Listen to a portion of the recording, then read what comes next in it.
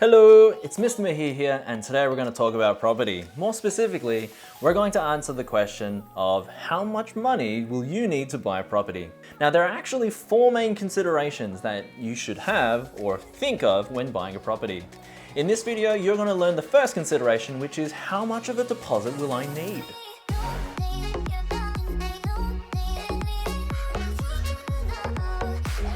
So when answering this question, they first need to hit the like button for the YouTube algorithm. But once they do that, the first thing you need to do is know why you need a deposit.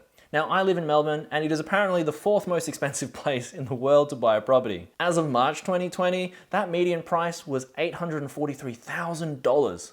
Yay! And so unless you have that much money lying around, you're probably going to have to borrow money in order to buy a home.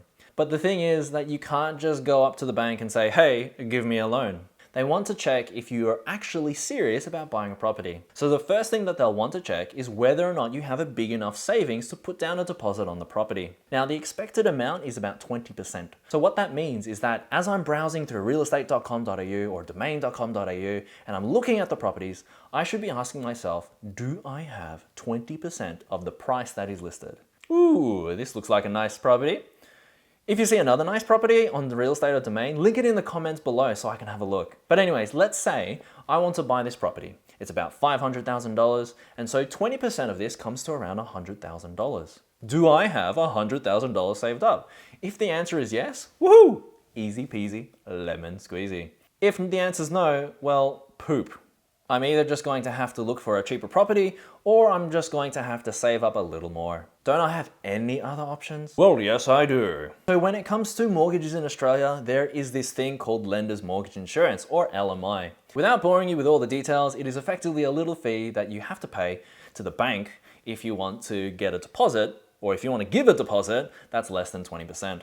Now, banks don't usually use the words 20% deposit, 10% deposit. Instead, they like to use this term called LVR, which stands for loan to value ratio. Effectively, it's the percentage of the property that you're going to borrow money for. So for example, if I'm going to put down a 20% deposit, then I'm going to borrow the remaining 80% of the property's value. In other words, I will have an 80% LVR. Now, the higher this LVR becomes, in other words, the lower the percentage deposit that you have, the more you'll have to pay in lender's mortgage insurance. In addition to this, the amount tends to change from bank to bank.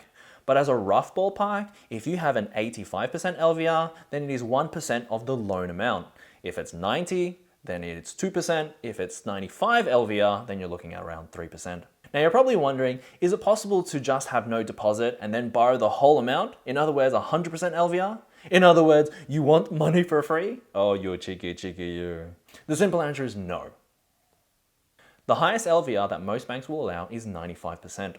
But now you're probably thinking, if I only have enough savings for a 10% deposit, let's say, how am I expected to pay a lender's mortgage insurance fee on top of the deposit?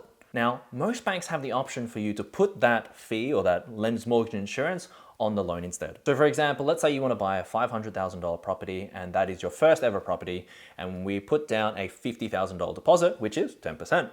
This means that I would need to borrow the remaining 90%, which is $450,000. But because my deposit's less than 20%, I'm going to have to pay roughly around $9,000 in lender's mortgage insurance, which I will put on the loan. Thus, I would pay $50,000 upfront as my deposit, and then my mortgage or loan would come to $450,000 plus $9,000. Now, keep in mind that there is a concept known as waived LMI. This means that the threshold of when you have to pay lender's mortgage insurance is actually more forgiving. So for example, when I first bought my house, my wife and I were pharmacists. And so in the bank's eyes, they saw us as less risk. And so they offered us this waived LMI up to 90% LVR. What this meant was that we didn't have to save up 20% deposit to avoid paying lender's mortgage insurance. Instead, we could just save up 10% and still not have to pay the lender's mortgage insurance fee. Now, each bank has their list of professions that qualify for this waived LMI, but they vary from bank to bank. So make sure you see which banks has your profession on that waived LMI list. But there you go. That's how to check whether or not you have enough savings to put down a deposit on a property.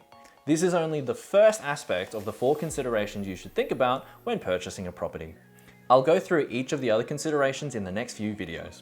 And so if you like this video, then please give it a thumbs up and don't forget to subscribe if you haven't already done so. And with that, I will catch you in the next video.